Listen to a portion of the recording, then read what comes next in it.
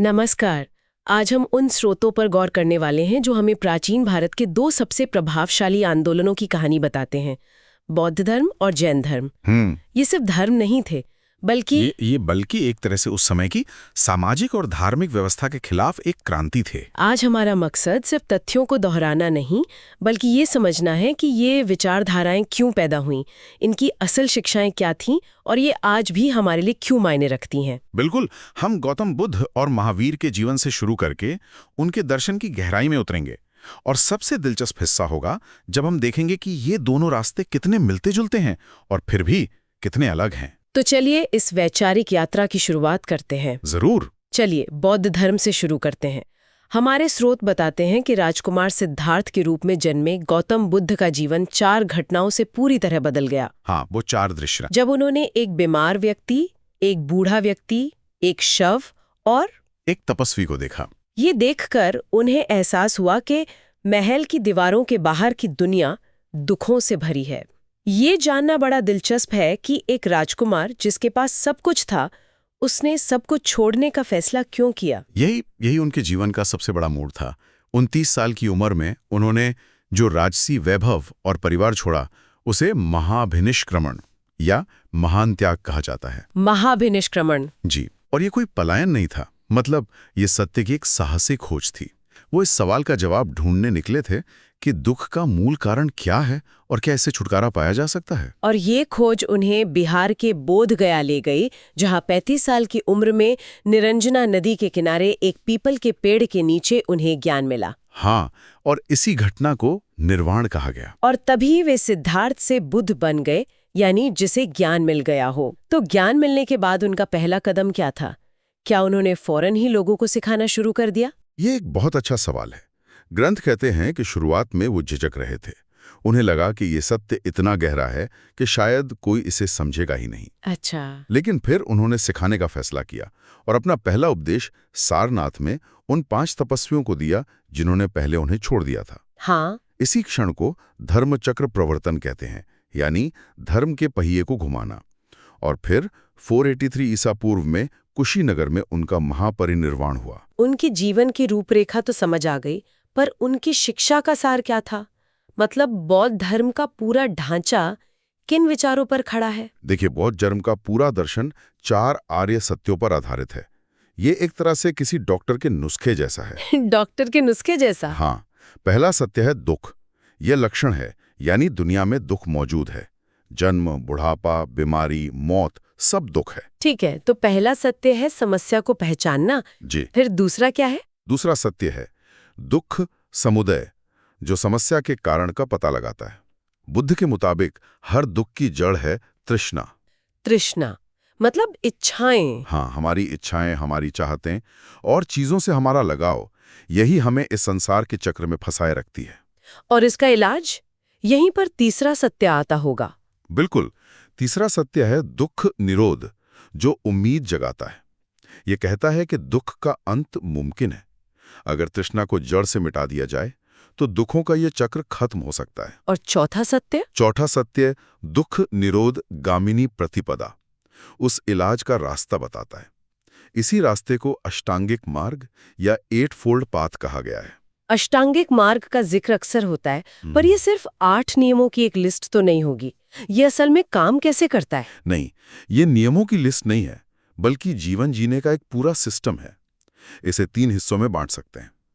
पहला है प्रज्ञा, यानी सही समझ, जिसमें सम्यक दृष्टि और संकल्प आते हैं। ठीक है। दूसरा है शील, यानी नैतिक आचरण, जैसे सही बोली, सही कर्म, सही जीविका। और तीसरा है समाधि, यानी मानसिक अनुशासन, सही प्रयास, सही स्मृति और सही ध्यान। और ये तीनों एक दूसरे से जुड़े हैं। अच्छा। बिना नैतिक आचरण के आप मानसिक शांति नहीं पा सकते और बिना सही समझ के आप नैतिक जीवन नहीं जी सकते। ये मन को बदलने का एक पूरा टूल किट है। इन शिक्षाओं को सहेजा भी गया होगा। बहुत साहित्य के बारे में हमारे स्रोत क्या बताते हैं? बुद्ध के उपदेशों को त्रिपिटक नाम के ग्रंथों में संकलित किया गया, जो पाली भाषा में है। पाली में? जी। इसका नाम भी बड़ा दिलचस्प है। त्रिपिटक का मतलब है 3 टोकरियां। पहली टोकरी है विनय पिटक, जिसमें भिक्षुओं के लिए संघ के नियम और अनुशासन है। और दूसरी 2 टोकरियां? दूसरी और सबसे महत्वपूर्ण है सुत्त पिटक। इसमें खुद बुद्ध के उपदेश और उनकी बातचीत का संग्रह है। ये बौद्ध धर्म के दर्शन का मुख्य स्रोत है। अच्छा। और तीसरी है अभिधम्म पिटक, जिसमें बौद्ध दर्शन का और भी गहरा, जिसमें ज्यादा दार्शनिक विश्लेषण है ना? बिल्कुल, वो थोड़ा ज्यादा एकेडमिक है। इनके अलावा जातक कथाएं भी हैं, जिनमें बुद्ध के पिछले जन्मों की कहानियां हैं, जो बहुत सरल तरीके से नैतिक शिक्षा देती हैं। बुद्ध के बाद इन शिक्षाओं को शुद्ध रूप में बनाए रखने के लिए भी तो कुछ कोशिशें हुई होंगी। हाँ बिल्कुल, समय समय पर सभाएं हुई जिन्हें बौद्ध संगीति कहते हैं। कुल 4 प्रमुख संगीतियां हुई। 4? जी। पहली तो बुद्ध के महापरिनिर्वाण के फौरन बाद राजगृह में हुई। तीसरी संगीति सम्राट अशोक के समय पाटलिपुत्र में हुई, जो बहुत महत्वपूर्ण थी। लेकिन सबसे बड़ा बदलाव चौथी संगीति में आया, जो कश्मीर में राजा कनिष्क के समय हुई थी। क्या हुआ था उस संगीति में? वहीं पर बौद्ध धर्म 2 बड़ी शाखाओं में बंट गया, हीनयान और महायान। हीनयान और महायान। हाँ, ये कोई राजनीतिक बंटवारा नहीं था, बल्कि इसके पीछे एक बहुत गहरा दार्शनिक मतभेद था। सवाल ये था कि जीवन का अंतिम लक्ष्य क्या है। हीनयान, जिसे थेरवाद भी कहते हैं, उनके लिए लक्ष्य था खुद के लिए ज्ञान प्राप्त करना और अरहत बनना। और महायान का नजरिया इससे अलग था? बहुत अलग। महायान ने एक ज्यादा बड़ा आदर्श सामने रखा, बोधिसत्व का। बोधिसत्व? बोधिसत्व वो है जो खुद के निर्वाण को तब तक के लिए टाल देता है जब तक वो दुनिया के सभी प्राणियों को ज्ञान पाने में मदद न कर दे। ये करुणा पर आधारित एक बहुत बड़ा बदलाव था। यहीं से बुद्ध की भक्ति और मूर्ति पूजा की भी शुरुआत हुई। इस दर्शन का असर हमें कला और वास्तुकला में भी दिखता है, खासकर सम्राट अशोक के समय में। सांची का स्तूप इसका एक बेहतरीन उदाहरण है। हाँ, स्तूप बुद्ध या किसी बड़े भिक्षु के अवशेषों पर बनी एक स्मारक संरचना होती है। अशोक ने बौद्ध धर्म को एक विश्व धर्म बनाने में बहुत बड़ी भूमिका निभाई। उन्होंने अपने बेटे महेंद्र और बेटी संघमित्रा को श्रीलंका भेजा। हाँ, सुना है। बाद में गुप्त काल में नालंदा विश्वविद्यालय बौद्ध शिक्षा का एक ऐसा केंद्र बना जहां चीन, तिब्बत और दक्षिण पूर्व एशिया से छात्र पढ़ने आते थे। वो उस दौर का एक ग्लोबल यूनिवर्सिटी था। तो बौद्ध धर्म ने एक मध्यम मार्ग दिखाया, लेकिन उसी दौर में एक और बड़ी विचारधारा भी थी, जो अहिंसा के सिद्धांत को और भी ऊंचे स्तर पर ले गई। अब जैन धर्म की बात करते हैं। सही कहा।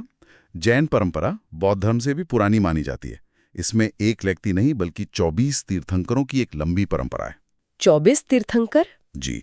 तीर्थंकर का मतलब है रास्ता दिखाने वाला। पहले तीर्थंकर ऋषभदेव थे और 23वें पार्श्वनाथ थे, जो महावीर से करीब 250 साल पहले हुए थे। तो वर्धमान महावीर, जिन्हें हम जैन धर्म से सबसे ज्यादा जोड़ते हैं, उनकी भूमिका क्या थी? वर्धमान महावीर 24वें और अंतिम तीर्थंकर थे। उन्होंने किसी नए धर्म की स्थापना नहीं की, बल्कि जो परंपरा पहले से चली आ रही थी उसे ही आगे बढ़ाया। हाँ, उसे एक व्यवस्थित और मजबूत रूप दिया। इसीलिए उन्हें संस्थापक के बजाय एक महान सुधारक माना जाता है। जैन धर्म के मुख्य सिद्धांत क्या हैं? जैसे बौद्ध धर्म में 4 आर्य सत्य हैं, वैसे जैन धर्म का आधार क्या है? जैन धर्म का आधार है पंच महाव्रत, यानी 5 महान प्रतिज्ञाएं। इनमें सबसे ऊपर है अहिंसा। अहिंसा मन, वचन और कर्म से किसी भी जीव को तकलीफ न पहुंचाना, ये जैन दर्शन का मूल स्तंभ है।